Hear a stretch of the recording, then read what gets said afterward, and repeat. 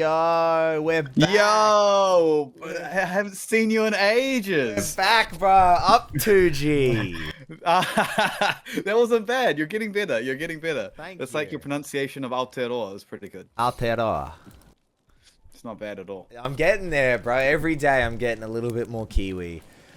It is so good to be back. Welcome back to Across the Ditch. We are back. They thought it was over. They thought it was over, but we're back. We're back. We're never dead. It's never done. Pride never die. Cross the ditch never die. Pride never die. Cross the ditch never live. We are returning. So why were we gone, Paddy? Tell us why were we gone? We were gone because of me.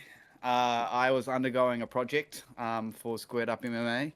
It's still technically undergoing, but I've done the main part of it, which was I was in a training camp for 6 months, and I had my very first and most likely only MMA fight. Yes, it was absolutely.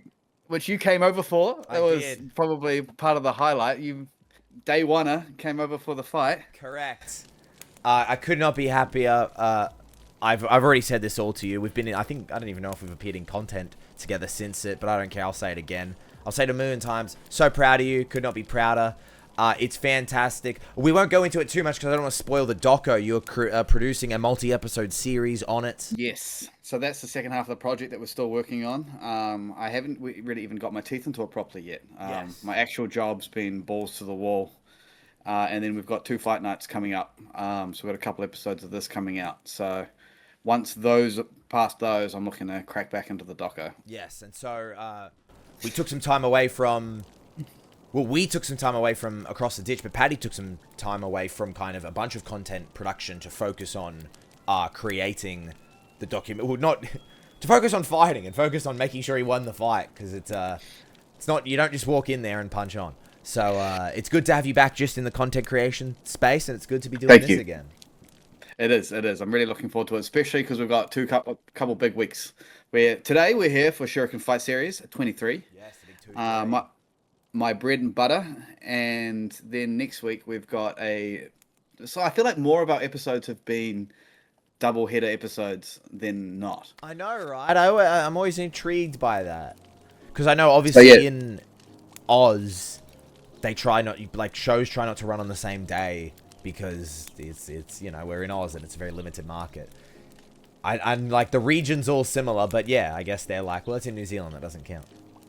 I mean, it actually bothers me when this happens in New Zealand because we only ultimately have 2 fight nights, maybe 3. Yeah. Like, why are they going back-to-back weekends? Space it out so we get some consistent MMA instead of space. But hey, it is what it is. And then they also end up competing with each other, which is like that's not how I would go about growing the sport. Yeah. If you get what I mean. But you're a veteran. Who am I? Oh, yeah, bro, I'm an undefeated champ, bro. Correct. Dude, they should have given you an amateur belt. For those who don't know, who maybe weren't around for the first kind of run of the show, Across the Ditch is a podcast that myself, Joel Rasmussen of Southern Cross Combat, and him, Paddy Baines of Squared Up MMA run, where the concept came from, we are kind of each nation's equivalent of each other. I refer to myself as I'm like the Australian Paddy Baines, and I refer to Paddy as the New Zealand equivalent of myself. He doesn't refer to me at all. It's not true at all. But the idea being, I have a really good understanding of the Australian scene, but I had next to no understanding of the New Zealand scene, and vice versa for Paddy. So I thought, let's combine our knowledges. He tells me about the Australian scene, and I tell him about the New Zealand scene. And it provides an opportunity for people who like the regional sport, but don't... Maybe they're watching their first, their second, their third regional show. They don't know who all these people are. They don't know what the gyms are. They might not know that this guy fighting out of this gym trains with Israel Adesanya or trains with Alexander Volkanovski or any of those things. And once you kind of figure out who all the players are, it's way easier to kind of understand the sport. So that's kind of what the initial idea of this podcast was. Anyway, shall we? We are here for SFS Shuriken Fight Series 23. On Shuriken Fight, UFC Fight Pass. Yes. So obviously I'm going to be leading this one a lot. As soon as we get into the pros, there's some more people that mainly one in particular. Yes. Yeah, you know them too. Yeah, but you actually know them in person. I haven't met them yet. So we'll talk about more when we get to her. Yes. Hint there, her. Well, there is a couple Uh, people throughout. There's heaps of obviously New Zealand talent. I've kind of I've done research on some of the non-New Zealand talent, whether that be Australian or whether that be training other places. So if there's people you're maybe not super familiar with, I might be able to jump in there.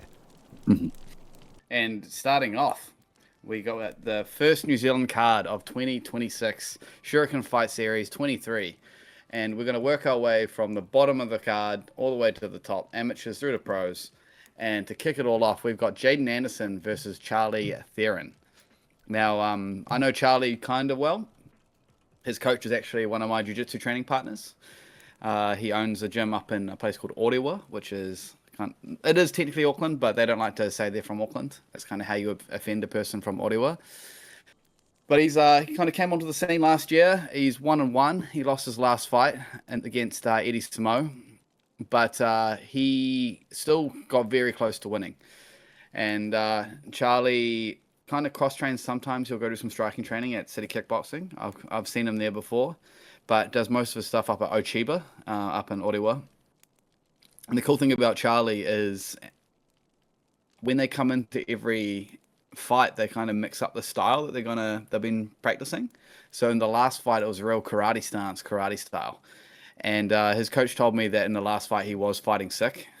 And there was a good chance he wasn't going to fight at all. So the fact that he made 3 rounds before he got finished, that is a pretty good effort. So that they're opening up the card. Also, Charlie's like 16 years old or 15 years old. It's cooked. He's super young. And I think there's actually quite a few of those people on this card. The thing with this SFS card is it's a lot of new people coming in amateur debuts. And the last SFS was a lot of the kind of people who you've seen a bit of were coming in and facing each other and stuff like this. So I guess it's a bit of an ebb and flow where the new blood comes in and then they'll have some names in the scene, both amateur and pro, going off against each other. And he's up against Jaden Anderson, who he's 0-1. He fights out of a gym called Lion's Den. That's up in Whangarei, in the Northland. So And that's New Zealand Lions Den. Yes, is there an Australian one as well? Yeah, that's where George Mangos is from. Oh, right, and yeah. So I was looking and I'm like, I don't know this guy at all. And he's from Lions Den. I've never heard of this guy coming from Lions Den, but okay, different Lions Den. Yes, different Lions Den. This one is a church-based one, actually. They're they fight out of a church up there, and I'm pretty sure they're all Christian as well. So they've got Jesus on their side. Dangerous combination, you know. And he is 0-1. He had his amateur debut, I think, on the last one. And he got... obviously, he didn't win. So he's coming in... Was that sorry? He lost via head and arm choke in the second round. Right, yes. And so he obviously wants to make a statement.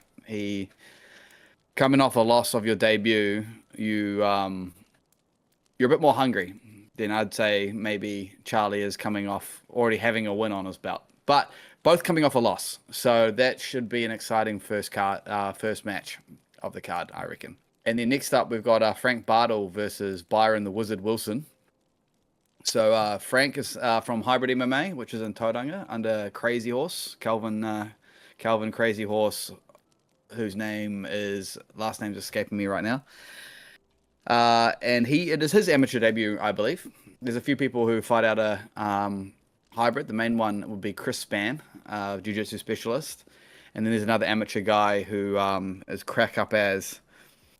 And it's annoying me that I can't remember his name right now. It will come to me. The other guy who fights from Hybrid MMA fought on 1 minute scraps. So that's how it kind of gives you an idea of the people who fight out of Hybrid MMA. They're absolute, just probably better to say they're scrappers than fighters. Other than Chris Spann. Chris Spann's definitely a fighter. He's very methodical in the way he fights. He's not getting in there and just throwing bombs and just taking hits. And he's up against Byron Wilson, who fights out of Van Roon. 2-1. Pretty sure he debuted on Shuriken Fight Series 21. Could be 20. I've interviewed him before, and when he's nervous, he fights better. He's coming off let's see, what have I got here? He is also coming off a loss, so he will want to get that win back, he'll be very, very hungry. And he's kind of had some struggles with staff before as well.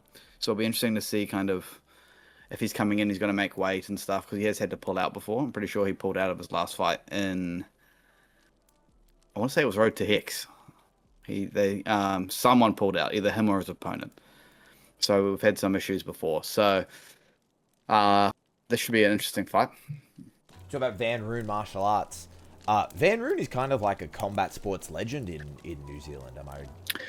Yeah, across, I think, more the striking arts, Yeah. which I don't follow too closely.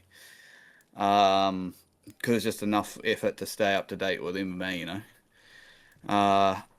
But yeah, I think Van Roon is a bit of a, because when Volk came over last year, he went and trained there for a bit or did a seminar or something. So there's some kind of association, some tie of Van Roon to Volk as well. Danny Hartwell, the current Hex heavyweight champion, Danny Hartwell, who is an Englishman, he's repping Van Roon martial arts when he gets the opportunities to fight. And then we've got the third fight on the undercard, which is Josh Harding versus Giannis Barrow.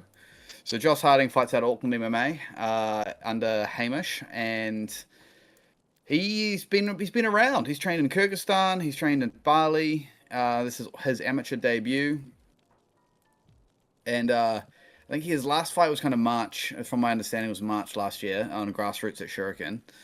So I'm pretty sure he won that too, which I'm pretty sure it was a finish, first round too. So he's coming in on a bit of momentum, probably like within his own kind of mentality. He's like, I won my last fight. But he's up against Giannis Barrow, who, this is a guy I've seen training around city kickboxing a lot. And he is from my understanding, he's also making his amateur debut.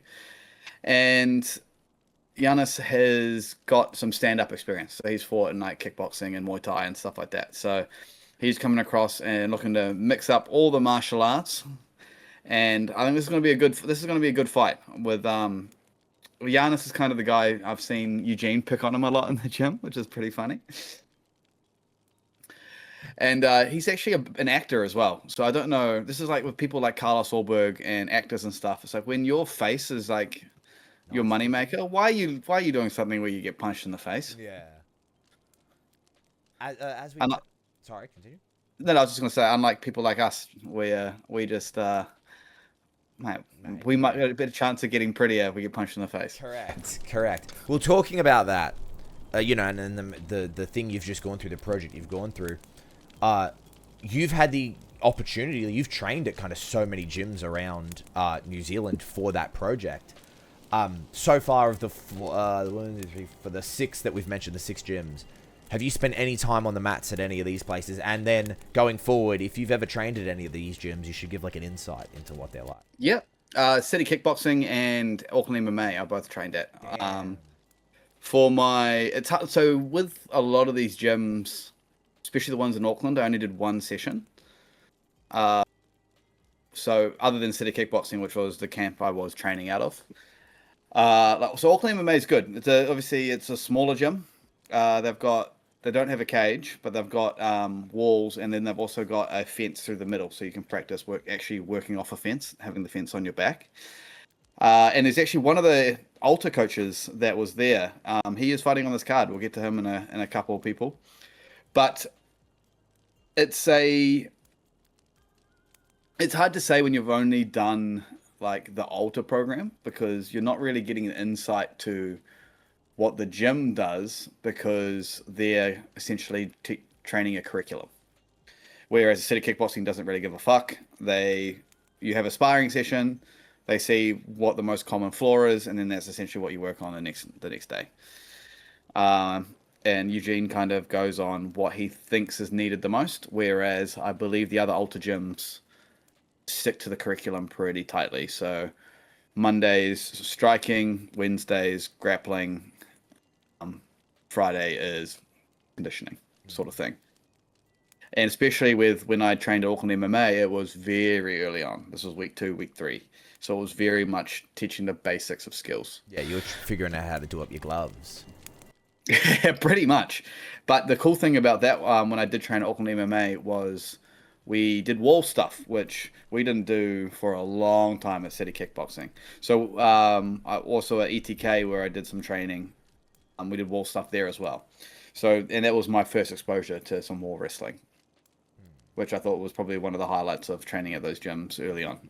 Just getting a different look compared to what we were learning at City Kickboxing, which was mainly jiu-jitsu, which at the time was obviously not that beneficial to me because I came in with a bit of jiu-jitsu experience. Yeah, you already kind of knew everything there was to know about jiu-jitsu.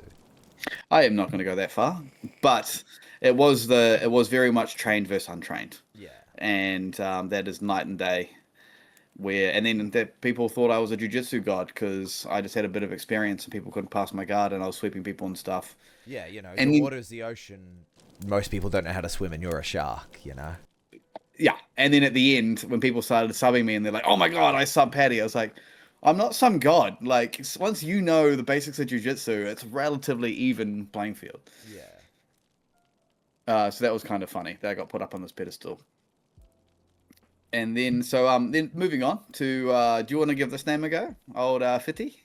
Yeah, that's Fiti Lupetepeteteli. It's pretty good. I just said it confidently. You can say whatever you want as long as you say it. Yeah, Fitty Liu Pipetele. No, yeah. Oh man, see, I should have said it with Yeah, your confidence. take that, bro. Fitty Liu Pipetele. You try to have me hung up, bro, and then bang, take that. Fighting out a full circle training up against Adam Nairn from Mellow BJJ. Adam, I know a little bit about. I've spoken to him before, and he is actually a training partner and of Ravinda Hunia, who basically is like the biggest MMA media person here in New Zealand. Just started her new podcast called Unlocked with Rav. Check it out and follow. Shout out. And so he trains out of Mellow BJJ, and he also cross trains out of I believe Oliver, South Auckland, which is crazy because he lives in Beachlands, which I'm pretty sure is in the North Shore. It could be east. I'm actually not sure. Auckland's too big. And then commutes to go train and do his striking and his sparring at Oliver, South Auckland. But another really, really young guy. I think he's sub 20. I think he might be 18 now. And he's coming off a loss. And this is another matchup. It seems that the matchmakers here are being real clever because with Fitty, he fought on either the last Shuriken or the Shuriken before, and he lost on that. So he's coming off a loss. Actually, he lost to Charlie Theron, who, so this is 2 Shurikens ago. So Charlie Theron, who we just spoke about. I think Charlie got the finish. So they're both coming off losses, and they're both obviously wanting to make a statement and get their amateur careers off to a start because Fitty's last fight was his debut as well. And I just feel like when you lose on your debut, there must be a fire in you when you come back on your next one, you know? So the next fight is Jesse Szymanski versus Dylan Stanley. So I know both these fighters. Dylan is he's 1-0, fighting out Oliver MMA out west. He is coming off a win. He kind of fought mid last year. And he kind of got thrown in the deep end. He was expecting to be on grassroots, and then his coach was like, "Nah, I got you a fight on the main show." And he's like, "Oh, okay." So he went into that. And Jesse is the person I alluded to earlier, fighting out at Auckland MMA. He helped coach Alta with another guy named Will Mashisha. So they coached the Alta program at Auckland MMA together. Sometimes Hamish is there, the head coach, but he doesn't like the cold mornings, and he said he would get underfloor heating if I paid for it. So I don't think they're getting underfloor heating. And it's technically his amateur debut from my understanding, but he's been fighting for a while. He's had a grassroots fight, which he won via submission in the third. And he's done some regular striking fights, so some kickboxing, maybe Muay Thai. And this one's gonna be an interesting fight because Jesse, very technical fighter from I watched his grassroots fight, and I think Dylan just likes to go in there. He definitely comes across as a scrapper. I haven't can't remember his fight per se, but pretty sure he got a finish. So I think a lot of these fights are going to be matched up this way, and I'm going to be surprised if there's a handful of decisions in this event. You're predicting finishes. I am, yes. And Across. Sorry, continue. Just across the board was what I was going to say. I'm sure I say I'm sure. I actually don't know that. maybe this is something we've talked about in a previous episode, but, you know, there's been gaps and such. Based on conversations I've had with people from New Zealand, there isn't exactly like a combat sports commission, is there?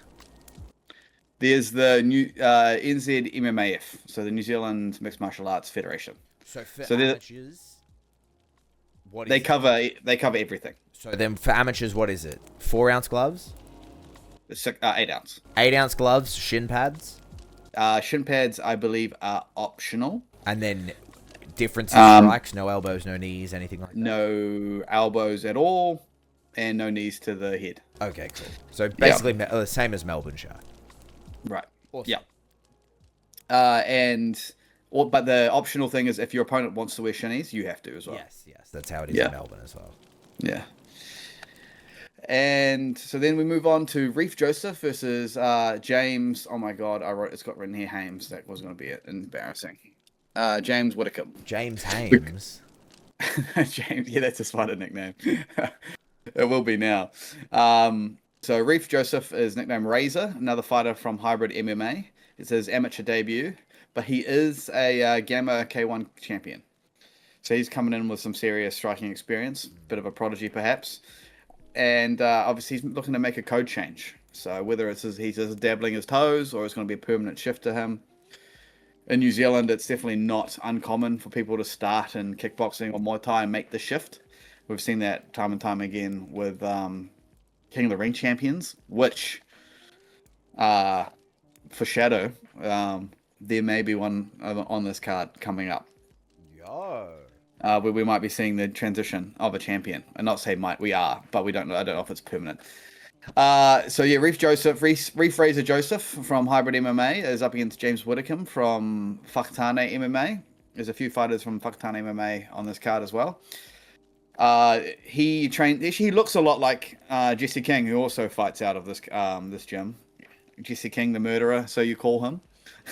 There's that one fight where you're like, he absolutely murdered him. Oh yeah, winner of knockout of the year. Cross combat for 2025 because of what he did to that man. And then his fight following that one was the absolute.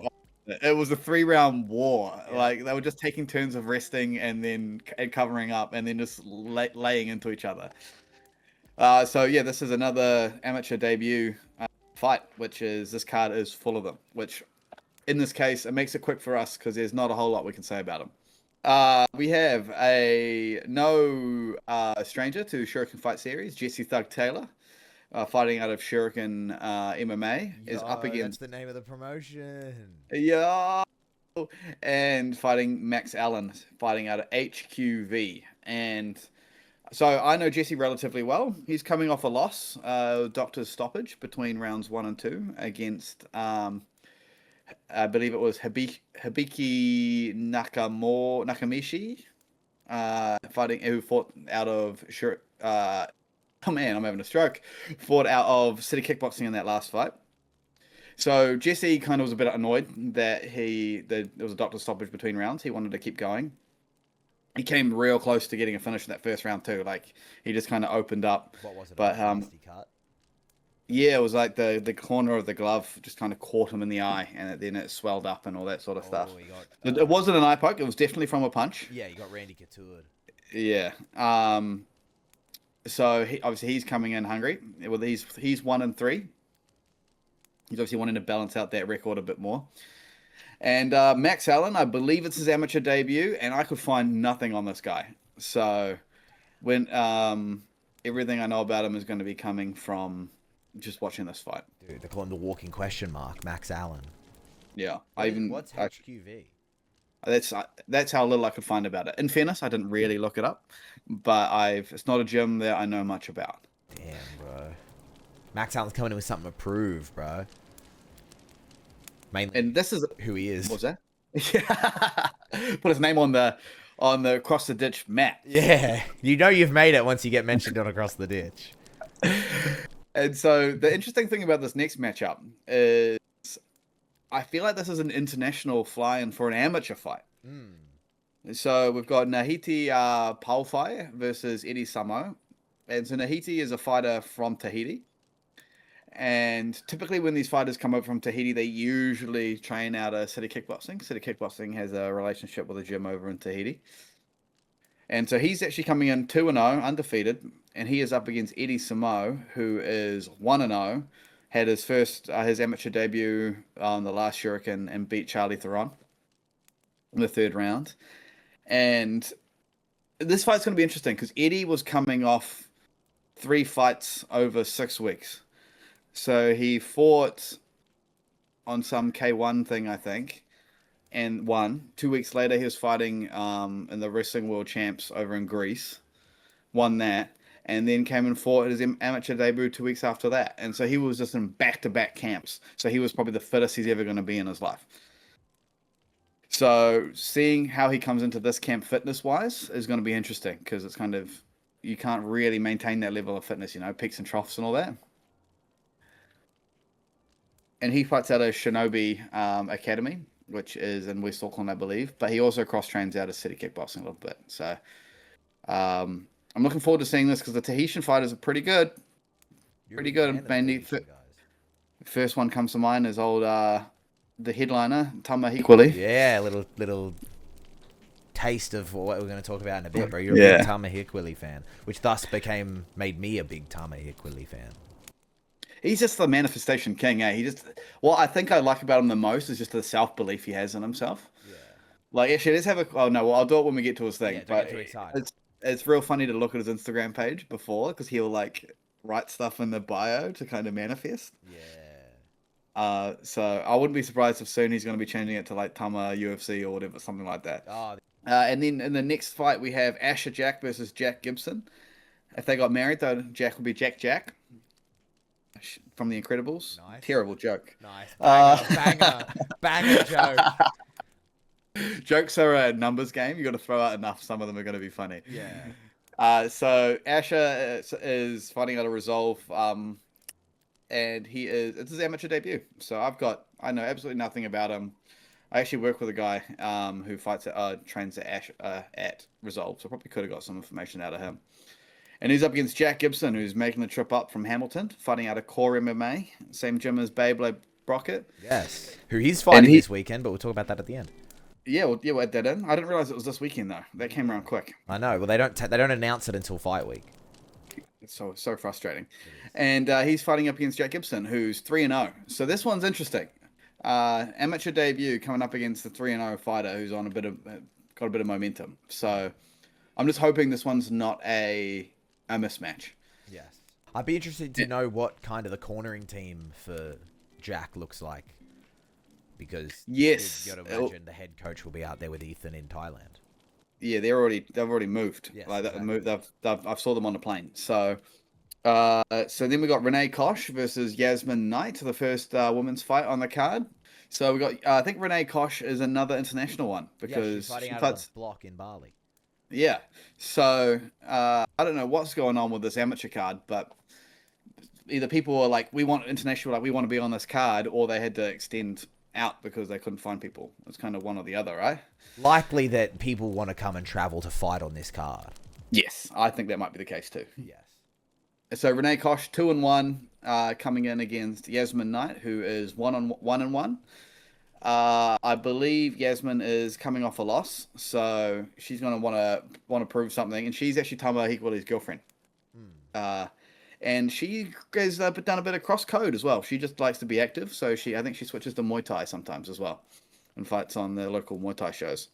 And the name Renee Kosh is familiar to me is because she's Australian and she fought in IMAF last year.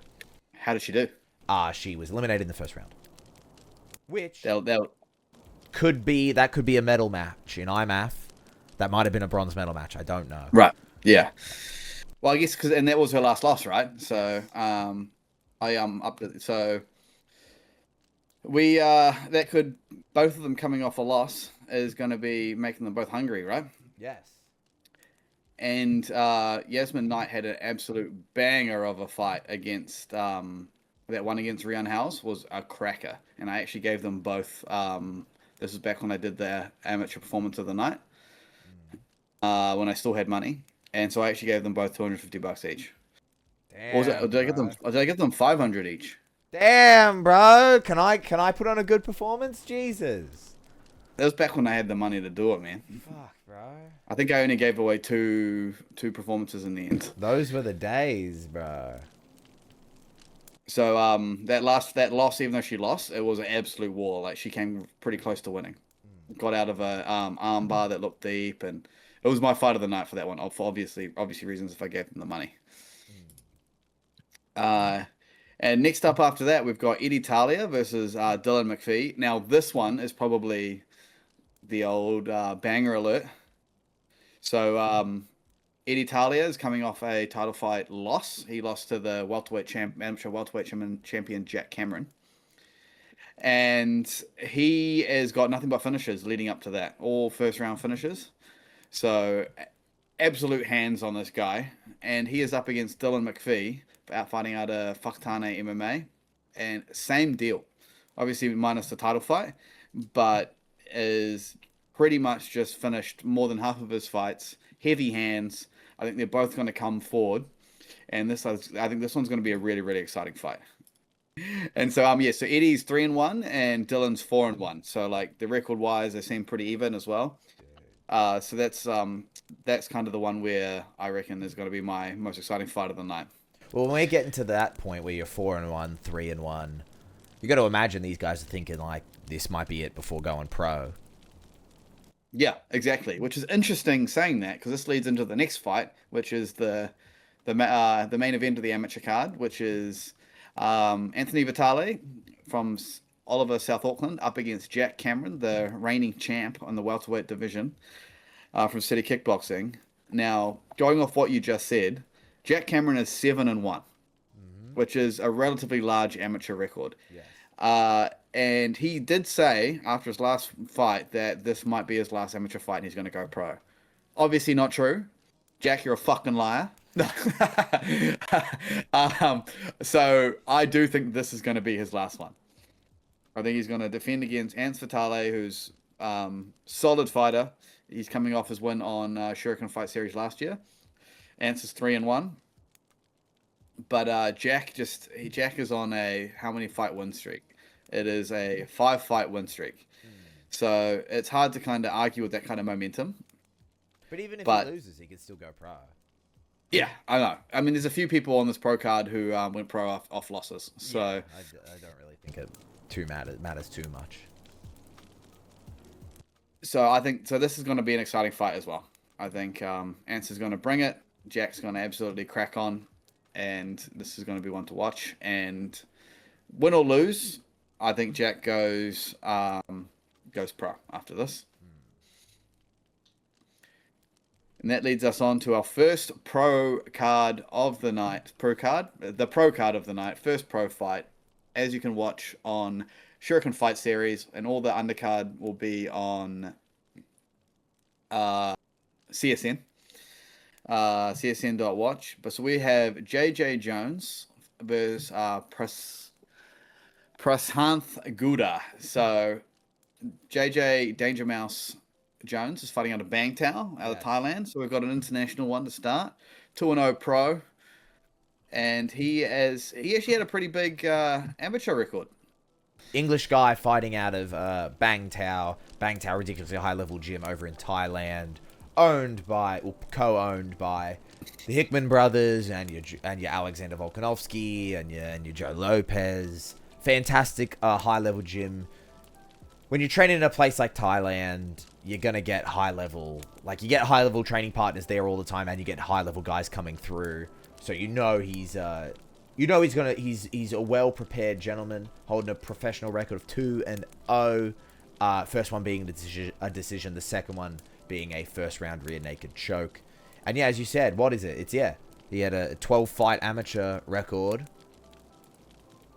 Fighting over in the UK. So he was fighting in the UK during his amateur career and evidently moved over to this side of the world to go pro. And probably like when you kind of make the decision to, I'm going to give this a real shot, he probably felt like he needed to make that move to get the bodies, as you mentioned, to get the time on the mats and stuff like that. And then he's up against Prashanth Gouda, who fights out of Oliver MMA. But interesting, it also says he fights out of American Top Team. Ooh. So another technically international fight. I don't know which one he's doing his camp out of. Obviously, Oliver's in New Zealand. Um, he also has had a quite a long amateur career. Both of them, actually, he's had quite a few fights against people we know. He had his debut against Lawrence Louis, Ah, UFC IMF, fighter Lawrence Louis. and beat Lawrence too. So Damn. back in 2019, yeah. And then he's Bro. lost twice to your close personal friend, Case of Murdoch. Ah, good old Kasem, bro. So both of them actually went pro off losses, as we mentioned. People do it. So they're both coming off wins. So this is going to be a good clash. And JJ's got a bit of a 2-fight win streak. Yeah, and the And Gouda calls himself the cheese. does he? I missed that. A particularly stink Gouda cheese, aged since 1998. You're just making a joke. No, it's in his Instagram bio. Oh, fuck. I only looked on Tapology. I would never make that type of joke about someone that I didn't know. Grow some balls, bro. That would have been awesome. Yeah, a good cheese joke, bro. So, I mean, Jack, bro.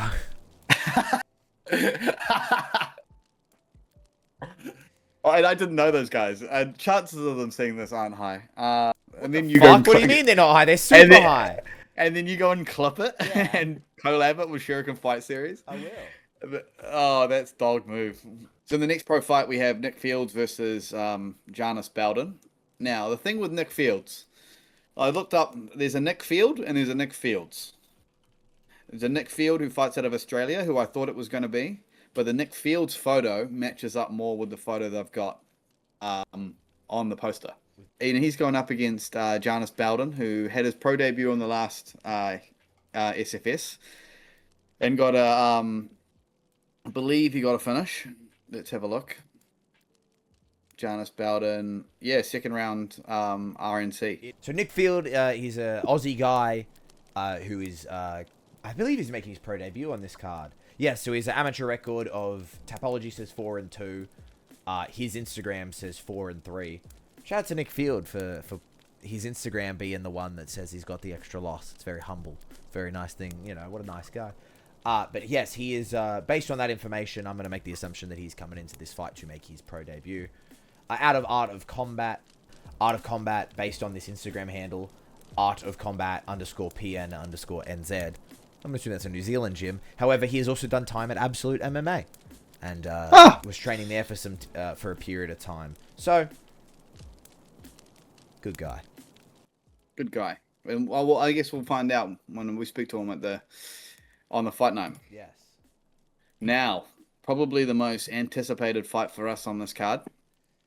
We have Danielle Drop Bear Curtis up against Brooke Pritchard. Is that what you have to do for Danielle? You got to do that? Yeah. Is that the drop bear? Yeah, that's the two, like the claws. I've actually never seen a drop bear in person. They're I've only ever seen koalas. Yeah, I mean, you don't really make it out of a drop bear encounter alive, eh? No, so, no. Yeah. This is a return for Danielle Curtis. She has spent 2 years out of the cage with an injury that she didn't. I did an interview with her recently. That'll be out by the time this is out. She didn't disclose what the injury was, but it was substantial enough that it affected her, like, walking. She kind of had to relearn how to walk. And all of those things. But yeah, so Danielle Curtis, she holds a pro record of, I believe, 1-1 as it stands. Held championships at 3 different weight classes during her amateur career. She's a Gamma World Champion, and then a Storm Damage Champion, and a Diamondback Champion. So she won Bantamweight, Storm Damage Championship, ended her amateur career winning the Diamondback Flyweight Championship, and also won the Gamma at, I believe, featherweight. She did that at. So 3 weight classes, 3 championships. And yeah, and then has gone on to turn pro, and has had 2 fights thus far, and was forced out with an injury. And so I'm very keen to see her get back in there. And she's a great follow on Instagram. She's got a great media presence. That's why Paddy and I are so familiar with her. She is kind of a part of the media ecosystem. She's a very, very impressive media presence, and part of the reason I get along with her so well, she is a massive Halo fan. Yes. She also has an energy sword, and I will be doing a podcast episode with her too while she's over. She's spending an extra week over here after her fight with her partner. So um, I still need to write up a list of touristy things for her to do. Excellent. Whose podcast are you Um, doing? we're doing both. We're doing two recordings. We're going to do mine and we're going to do hers. Excellent. Excellent. I Yeah. very much look forward to that. So we need to give her opponent the equal Oh, dude, coverage. Brooke Pritchard, a woman It's on a tear. absolute 3-fight win streak. She's never lost. An interesting kind of correlation here is so she's actually coming off a win against Talia Grates, and Talia Grates is who Danielle's Danielle last beat amateur before fight. she went pro. Yes, Yeah. yes, we talked about that in my interview with her. So Brooke is with a name like Danielle, what she's kind of accomplished. It's kind of gone two ways. Danielle being out of the cage for 2 years, is kind of like, okay, what have you done lately, sort of thing. MMA is very much like, what have you done lately? A relevancy bias, recency bias. But with her amateur career being like 3 titles and stuff, like this is like if Brooke beats her, and in a really really convincing way, this could be this like step into contenders or something like that. Like I feel like Brooke is starting to run out of people to fight in the local scene. Fighting out of New Zealand, you very much are quite limited. It's different from Australia. There's 3 promotions that are Shuriken's regular. The other 2 are irregular. You don't know when they're going to pop up. So this is going to be a very very exciting fight. I don't really know Danielle's fight style, but Brooke is a striker through and through. Likes to find her range, and when she smells blood, she goes for the kill. Yes, And she's a master of the no-touch knockout. Yes, yes. We can't not talk about her last win. Like she must be just ambling for a fight this time, eh? Because she didn't even get to have a fight in her last fight. My favorite thing about that. So what happened was she was fighting her opponent over in JCK Fight Night, which is a fight show in China. And very early on into the first round, nothing had happened. Her opponent threw a spinning back fist or a spinning back elbow and dislocated her own shoulder, and the fight was waved off. My favorite thing about that is JCK is a promotion that only recently started allowing spinning back fists and spinning back elbows. Friends of both of our pods, Nate Law had fought on that show before, and Justin Van Heerden, who's kind of we talk about him in next week's episode, who's kind of a staple of the Australian scene. He's fought over there, and they were like, do not throw a spinning back elbow, there's no spinning attacks are allowed. And thus, evidently, they're like, you know what, let's let the spinning back elbow and the spinning back fist happen, and then that's immediately what happens. And the reason you don't allow them is the damage they do to the other person, not to yourself. Dude, it's so funny. It's funny because it didn't happen to me. It's funny because I didn't train really hard and then go out there. I'm sure Brooke was... Well, I don't know. I've never spoken to Brooke. I have a tremendous amount of respect for the woman. I think she's fantastic. I think what she's done so far in her pro career is very impressive, and I think her amateur career was also very impressive. I don't know what type of person she is. I don't know if that's someone that would be really upset by that happening or if she would find it funny. I don't know. But I thought it was pretty funny because it didn't happen to me.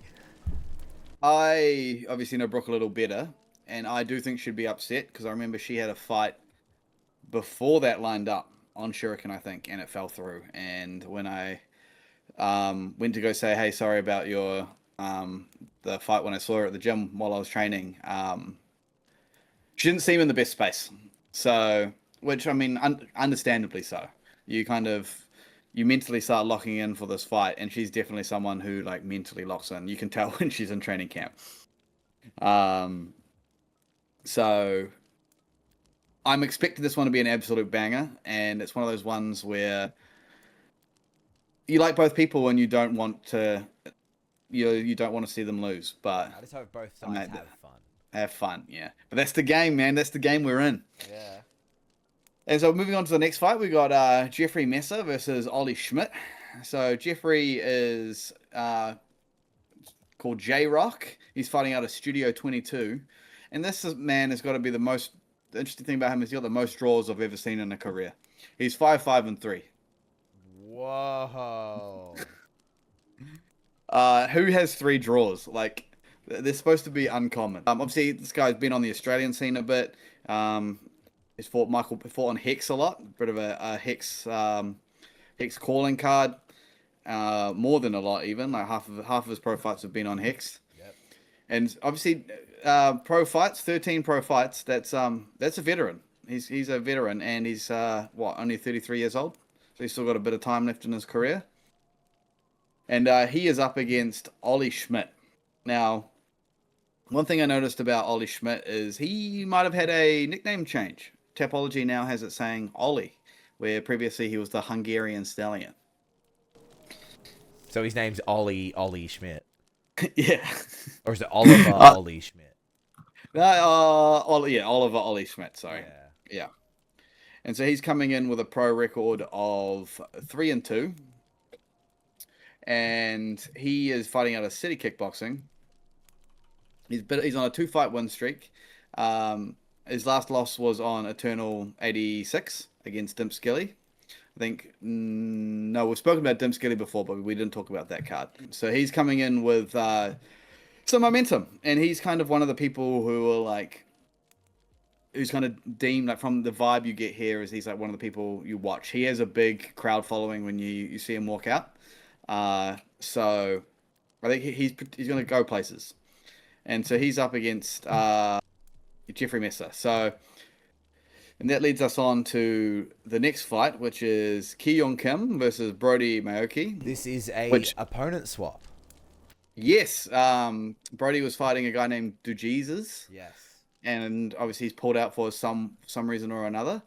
And which is frustrating.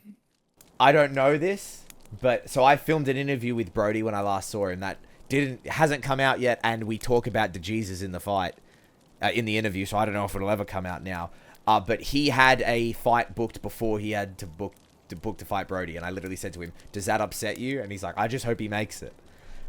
I'm gonna make an assumption that he didn't. Yes, that's interesting. Was this in Sydney that you spoke to him? I saw him backstage at a show in Sydney. Yeah. So this is his first fight back after breaking his hand at JCK. Yes. So he's had surgery on his hand. May have a bit of ring rust. I doubt it. He's one of the Maoki brothers. They're absolute weapons, and he was still coaching and all that, and like all that time. He actually was the cornerman for my opponent in my fight. Nice. Good to know against you. Obviously, he's as effective cornerman as you. Damn! Take that, Brody. Bam! Take that. Take that, Rob. Take that, bro. And so Brody Showtime, Maoki is 3-0, undefeated. I think he may actually have never lost a fight. Let's have a quick look. Yeah, look at that. It's all green. He has never lost a fight. Young Films, him and his brother Kyle, the Maoki brothers. Definitely one to watch. Him and that mullet. And the thing with his opponent is I cannot find anything on his opponent anywhere. And we move on to the co-main event. We got Makajin versus Te Hanahana. So Makajin was the co-main event on the last Shuriken Fight Series. Coming off a win, but coming off a controversial win. So she was up against Gace Sunita. And definitely watching it live, it was one of those ones where it definitely kind of looked like Gace won the fight. I've then gone and done the local federation in New Zealand invited me to do a judging course. Judging course, thank you for knowing my life better than me. It's okay. And Someone's gonna keep it together. Yeah, hard. It's the CTE from my fight, bro. So I think part of the reason me and some other media people got invited, including the commentators who were commentating that fight, were there. I think the things we were saying about that fight, I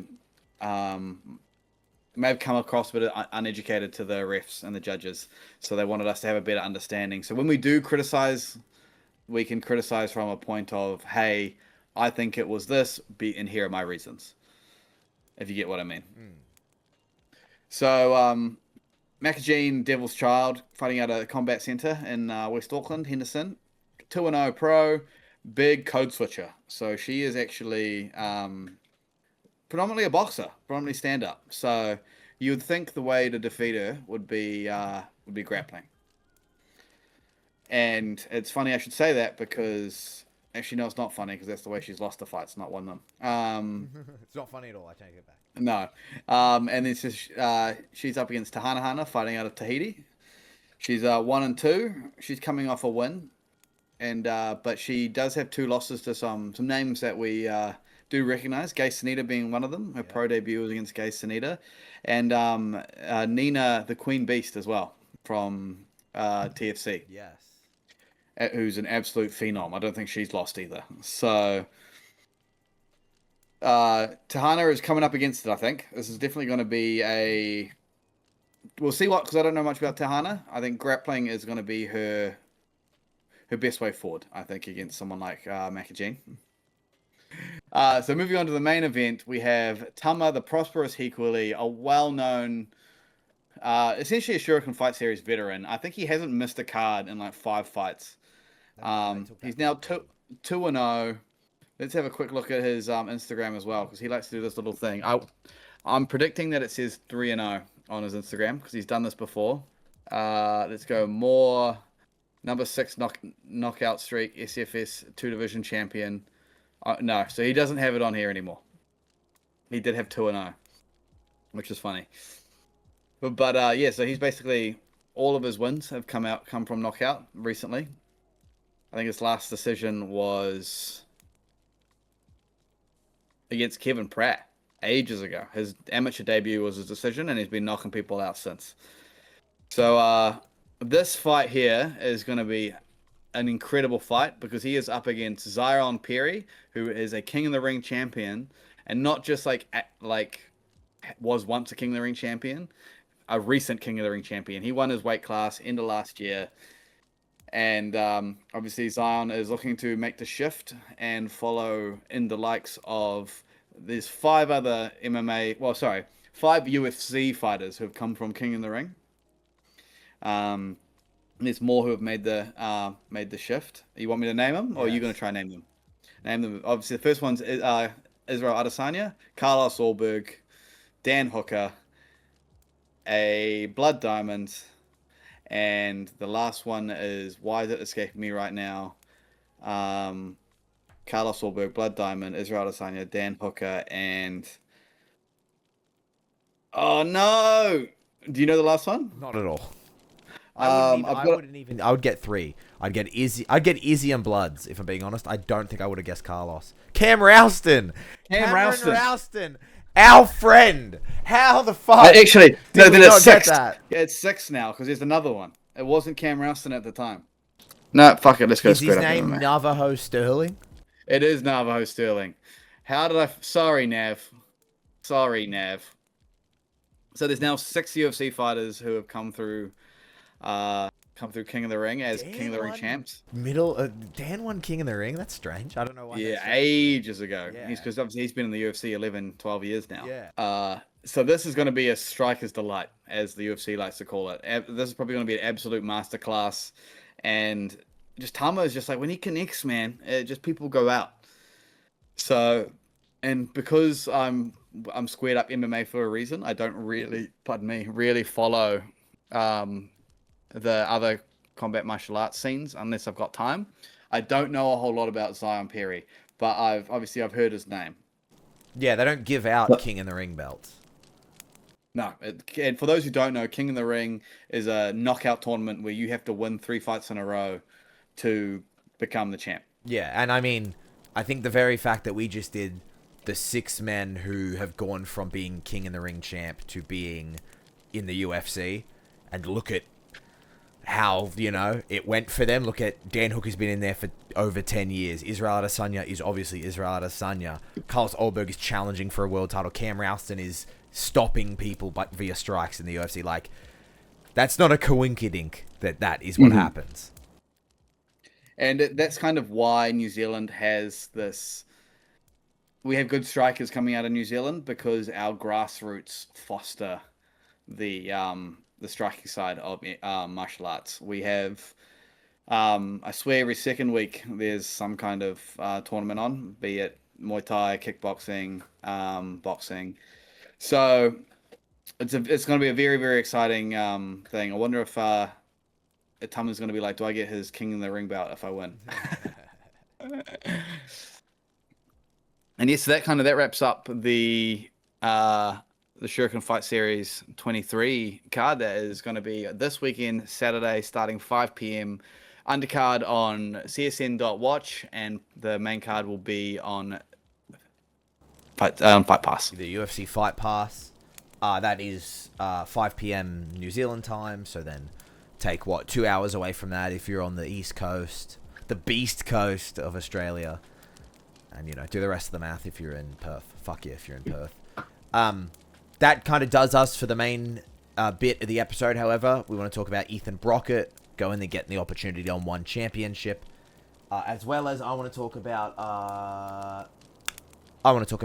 Christian Young, but we'll talk about Ethan Brockett first. Cool. Well, we both met Ethan Brockett. He cornered Michelle Montague for her amateur debut, her UFC debut at UFC Perth last year. Yes, and then Ethan got a win on Hex, and I did a post-fight with him. You did a pre-fight with him. I did a pre-fight with him? Yeah. Have you ever done a... I thought you did a pre-fight with Ethan. No, I've only ever done a post-fight after his SFL win. Well, I did a pre and a post-fight with Ethan following his before and after his win over Ben Patterson on Hex. Very funny man. Very good fighter, but also very funny man. He's an awkward kind of funny as well. Yeah. Another. Oh, okay. Paint us all with the same brush. And so another active on social media, and he's been posting some crack up videos, especially like his one for Hex was like he's finding water bottle like lost SOS bottles in the water and stuff. Yeah. Real quirky guy, real funny guy. I got a lot of time for him. Yes. But what I don't have a lot of time for is the fact that he didn't know anything. He didn't know the Beyblade theme song, and that upset me greatly to be called Beyblade and not know the Beyblade theme song. I completely agree. I think he's learned the lyrics by now. I hope he has. Well, he'll be coming up against the undefeated Paddy Squared Up Danes. Bro, and you're gonna hit him with your hand that's got the cast on it, the stinger as we call it in the business. I'll give him that judo chop with the cast. Yeah, exactly. And he is going up against a guy who fights out of Thailand. Let me pull up his name real quick. But big opportunity for him, obviously big international stage. So we love it when the New Zealand fighters kind of get that opportunity, because Eternal is kind of usually the main big one for New Zealand fighters. Big deal if you make it onto Eternal. But then, obviously, one championship being one of the three main kind of MMA promotions at the highest level, massive opportunity. Yes, so he will be fighting Rayan Butt he's fighting, as I said, out of Thailand, in a lightweight MMA fight over in one championship, one Lumpini 145, lightweight being one championship's lightweight, so it's actually welterweight, but they call it lightweight due to the rehydration stuff. And who was the other person you wanted to talk about? I wanted to talk about Christian Young, who is a Australian who lives and fights out of England. He is fighting on Full Contact Contender, which is a show over in England this weekend as well. Starts at like 5 a.m. Melbourne time on the UFC Fight Pass as well. Just to, wish him luck and let him know that we're all, the country's thinking of him. He never fought or trained in Oz. He moved over to England when he was 20, and he's been living and training over there ever since. He's now 29. I did an interview with him last week. But yeah, just another thing to be aware of. If you're going to enjoy Shuriken this weekend, chuck on one championship and cheer on Ethan Brockett, and chuck on Full Contact Contender and cheer on Christian Young. Shuriken and Full Contact Contender being on the UFC Fight Pass, and one championship being broadcast in Australia. I believe you can watch it on YouTube. I believe one championship in Australia is free on YouTube. If not, I think they maybe just signed a deal with ESPN. Oh, they've ripped it out from underneath of the UFC. I believe so. See you next week for covering Eternal. Which number is it? Eternal 104. Coming live from the Gold Coast. We got an interim title fight headlining that one. As well and as... we've got Yep. SFL 4, which Yes. is going to be an interesting one because it's taking place in Manuka Doctor Stadium, which is it's a tennis stadium. So it's going to be taking that fight place under the stars. Yo, dude. Paddy, this was a lot of Yeah. fun. I'm so glad we're doing this again. I am too. We'll be back I next definitely week. feel rusty. That's all right. It's You all mean to say no? You were great. no, you did. You didn't. No, you did just as good as you always do. Wow. Uh, There you go. That's payback for the corner comment. yeah. Bang, bang, bang, bang, bang, bang, bang. Ba, ba, ba, ba, ba. Thank you guys for watching. Please support myself. Subscribe to Southern Cross Combat. Subscribe to Squared Up MMA. Follow the Instagram at Southern Cross Combat at Squared Up MMA. We'll see you next week for Eternal 104 and SFL Stealth Fighters League 4 under the stars. bye. Ka kite.